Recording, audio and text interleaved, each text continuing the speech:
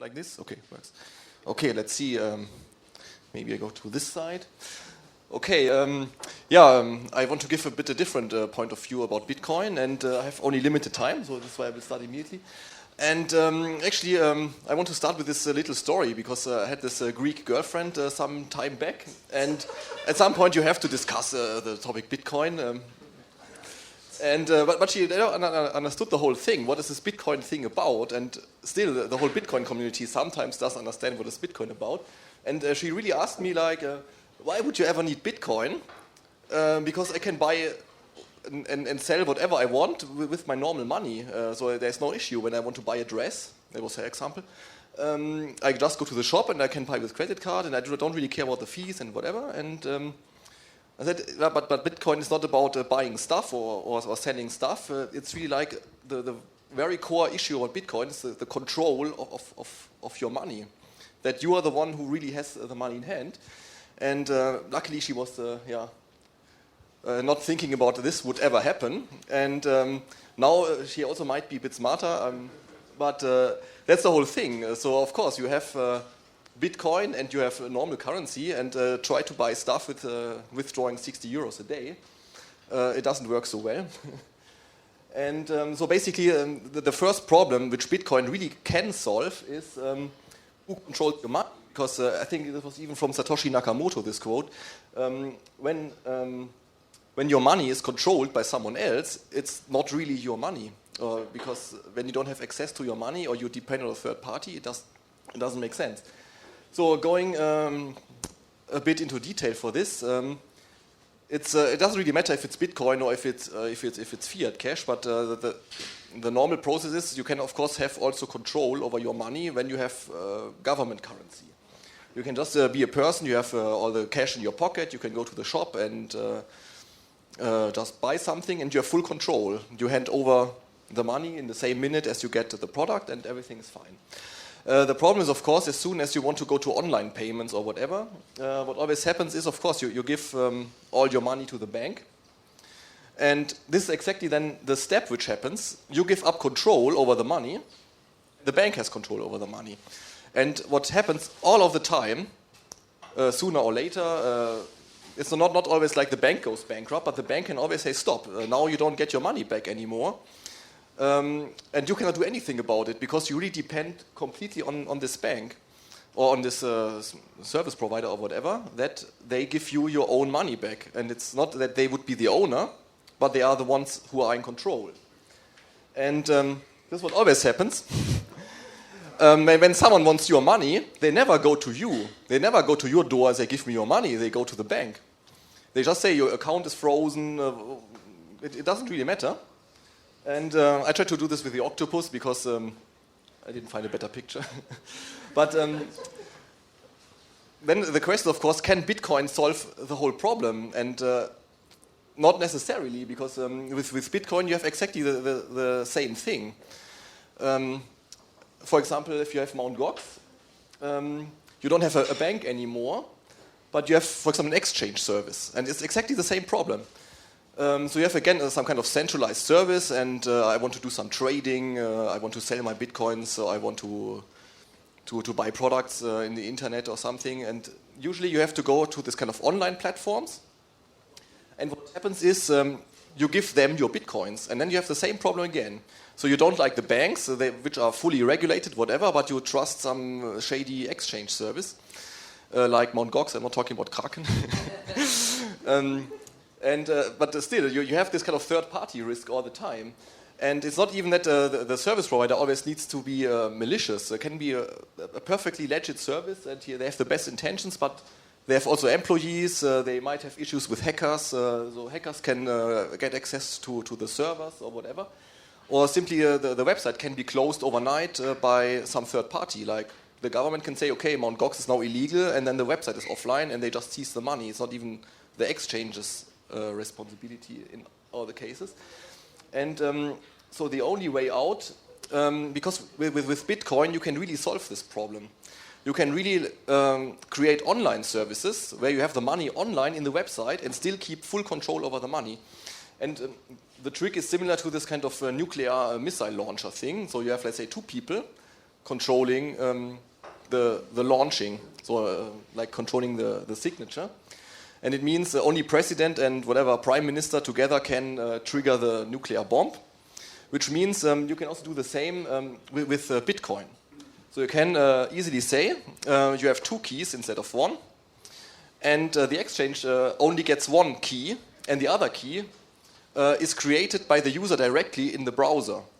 And then from there, you can encrypt it, and once the key is encrypted, on the user side, that's the important thing, so it's on the user side encrypted, only then you can put it on the server of this kind of web service. And then whoever sees the server, like I took this kind of, there was some investigation that hackers don't wear black masks, but when a hacker now sees this web server, because he gets access to the web server, he has no chance to ever steal bitcoins, because he would need the decrypted key from the user, and he doesn't have it. And you can even combine this with whatever two-factor authentication, and you can even make it so secure that you have some kind of dead man switch. And I think Green Address also has implemented this also. Yes, so you make some kind of dead man switch, which means you can pre-sign because you have of course 2 keys, so the user also cannot get his money back when the website goes offline, but he can do it when the service provider would always automatically pre-sign the transaction to an address which is outside of the website. And then when, for example, the web server goes offline, you can easily trigger this, like the website doesn't respond anymore, you can get your money out of the website even when the website is completely offline. And in that sense, you have under all circumstances full control over your money, because only you can trigger this, so to say. And that's then of course that's the solution of this first problem. And then of course what we also discussed with the, let's say, Kraken model was of course when you go into an exchange, most of the time it works like this. You have one bank account from the exchange. This can of course also be seized or whatever or closed down. And this is why third parties can always go to the exchange provider where the bitcoins are and also where the fiat money lies. And this can also easily be solved by the decentralized solution. Because when, for example, the money will be paid directly from the person to the other person, there's also no way to even stop that someone hands over the money, for example, at the airport, or just makes some kind of local SEPA transfer or so. Because when the service provider doesn't have any bank account, then there's no way that this bank account can be centrally be controlled or seized. And in combination, when only the user has control over the bitcoins, you just have the website, and the website can easily be closed down and reopened the next day in some other country or so. And this basically solves the whole problem, like what can only be done with Bitcoin. Then, of course, what is now the second problem? It's not only like who controls your Bitcoins, but it's also this huge problem, like who controls your actions. Because all kind of regulation, of course, it always affects somehow parties in the system, and this is why all the regulation always goes for companies, because hardly any regulation affects private people. And that's also why I say that one should never confuse permission with freedom. Of course, you can use Bitcoin, but when you always need to ask for permission for accounting or whatever, then it's not always the same. And this brings to like more detail into this second problem. I put here this scene of this cafe, and it's always my favorite example why I don't think that Bitcoin should go into this kind of merchant adoption so much, because it doesn't really make too much sense. Just imagine you have this cafe, someone is ordering a coffee, and what happens? Of course, they could easily accept Bitcoins. You pay for your coffee with Bitcoin, but it doesn't really make sense, because the coffee shop just has to sell the Bitcoins immediately to pay for the coffee. In the supermarket, they have to pay money in euros or in dollars. And then they have to pay their taxes, they have to pay their VAT and everything, and their whatever license permission to even sell the coffee. I'm not sure if such a thing exists. But well, whatever they have to pay for, as a regulated business, you have always any way to use government currency. Otherwise, you cannot be legitimate business in the particular country. It doesn't really matter. So the only way to whatever use Bitcoin is, of course, as a payment method, which means this also works. Of course, you can buy whatever laptops from Dell with Bitcoin, but of course, this would never. They would never keep the Bitcoins. And of course, regulation affects always businesses, but it's never private users. So when I'm a private user, I just can send my Bitcoins from my mobile to your mobile or whatever, and even when there would be a regulation, it doesn't make too much sense. The same as you can make a drug trade illegal, but it doesn't mean that drugs will never be traded again, because it's just private people meeting on the streets and dealing with marijuana or whatever, and putting whatever they want in their own bodies, and you can have regulation about this. It doesn't really matter. But you can never open a business which sells marijuana, because you would easily be closed down the next day, maybe not even so long. And for private users, there's no license requirement, there are no VAT rules, there's no know your customer or whatever. And even when rules apply, there's no way that you can ever use this. And this is why the solution for Bitcoin is, in my opinion, all these kind of private businesses.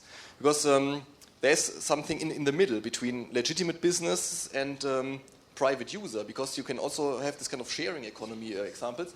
I put here something like the Uber case or the Airbnb case, which means private people are helping out other private people. For example, also when I now arrived at the airport yesterday, one guy just took me from the airport. He was not with a taxi license or whatever. He was just the guy who rented out the place to me. He just fetched me from the airport. I just gave him 15 euros. And this was, of course, now very unhandy because I didn't have local currency and whatever. And in my opinion, Bitcoin is very good for this purpose, because it's not stoppable, it's not regulatable, and there's no way you can even prevent people from doing that. And I think my time is nearly over, but this is really like where Bitcoin can really help, because it's impossible to control your actions in this kind of private space unless you really put a policeman behind every single citizen, which is in practice, of course, impossible. And yes, and of course, the solution is now, what we also want to offer, is you have all these kind of services, and you can always integrate this with a super secure model where you keep full control over your money, and you can interact with other people freely, just by making a trade between the people directly, and not even the service provider would ever get access to your money. And even the escrow possibilities are very simple, because you can do everything with multi-signature, that only when both parties agree that the coins can be released. And these are all possibilities which you don't have in the normal fiat space. Because even with credit card, you can always like cancel the payment, your credit card has no balance or whatever, and you can prevent this far easier. Okay, and so our idea is to offer an integrated service where you have, with one single account, with one single rating, you can have, for example, this exchange on a local basis. You have a marketplace like eBay, and you have also, for example, some kind of services site where you can offer whatever services on the private level. And you can also use Bitcoin in the future, of course, for traveling, like this Airbnb is the best example. And most of the time it's just about meeting other people who also accept Bitcoin as a matter of value, and then you can easily trade with other people, whatever comes in your mind. Okay, I think I'm finished. And if you have questions, I'm not sure if we have still time for that. Yes, we still have time. Thank you so much, Martin. Let's give a huge round of applause. As usually, we already know how to do this. So we are ready for the questions. Anybody? I see 2 hands. 3 hands. There will be 3 questions. Go ahead. I have a question regarding the security of your key. So when your key is encrypted and stored on the server, and server is stolen, for example, how to recover it? There is no point to recover it, because just imagine you have a data crash, or like the website goes completely offline. You should have this backup transaction, which is, I think you can technically explain maybe better, but it's like pre-signed, and you can then get this signature, and you get it to your email address, and you just have to redeem it. But it's pre-signed. Oh, it's also pre-signed by you as well. So it's 2 signatures already. Only one. But it's the only one. How do you get the second one? I don't know exactly how probably users have to back up their own keys. That doesn't You just work. need your password, so you get, of course, the encrypted key also. Oh, okay. And then you just have to unencrypt it by yourself, and then you can. So inside this backup transaction, you have the encrypted key. Yes, so Okay. you have all the information you need, you just need to redeem it. And then even when a hacker would steal this backup transaction, he cannot do anything because it can only trigger to one address, so he cannot redirect the funds to his address. Right. And the other question, are the methods of deriving the private key from the paraphrase standard? Sorry? Are the methods of deriving the private key from paraphrase standard? Because sometimes, like for example, if you use like Bread Wallet, there is a paraphrase, like 16 words, whatever. Yeah, mnemonic phrase. And then another wallet uses another method, like might be. Can I use the same paraphrase in another wallet? I don't think we offer this paraphrases where you can, because the wallet creation just takes, because we have now implemented also like this HD wallets, and I don't know the technical part in detail, but we just create the wallet when he signs up, and then we just create new addresses in the HD wallet. Okay, that's a question to you probably then. Yeah. Because okay. Thank you so much. No, I'm super sorry to break in, especially because so much like. Yes, we can discuss later. Yeah. Yes, but we have more questions. I'm so sorry. I thought it's over. Thank you for the talk. Just a brief question. So I like all of this a lot, but the part where you say bitcoins can't be regulated. But what if the government decides whatever to crack down? I mean, maybe not efficiently, but if they say, okay, you owe us tax on like VAT on this, and your capital gains tax, and blah blah blah. Yeah. Exactly. Yeah. Of course, they can impose whatever regulation. No, good point. But I was wondering, are you saying, oh, we should ignore this, or let's not worry about whatever the government does, or are you saying it's not going to happen? I wasn't sure which way you were suggesting. I think it's always like an individual decision, because I think the government, they have so many laws, it's impossible to ever comply to everyone, because they are creating laws faster than you can comply. And I think this answers the question. All right, and we have one more. Thank you. So I understand that the user doesn't have to trust that you may or may not disappear, because they will get the funds back. But what I wonder is when there's an exchange, how do you know when the counterparty doesn't pay in fiat? Because in fiat you don't have the same two keys lock solution. You only have it for Bitcoin. So on the other side, on the fiat, how do you protect the user? If he doesn't get the money. Of course, this kind of escrow thing. So we would, because it's then in a 2 out of 3 multi-signature address, and then of course we would ask, because we have then in the end, when there's a dispute, to make the decision who is right.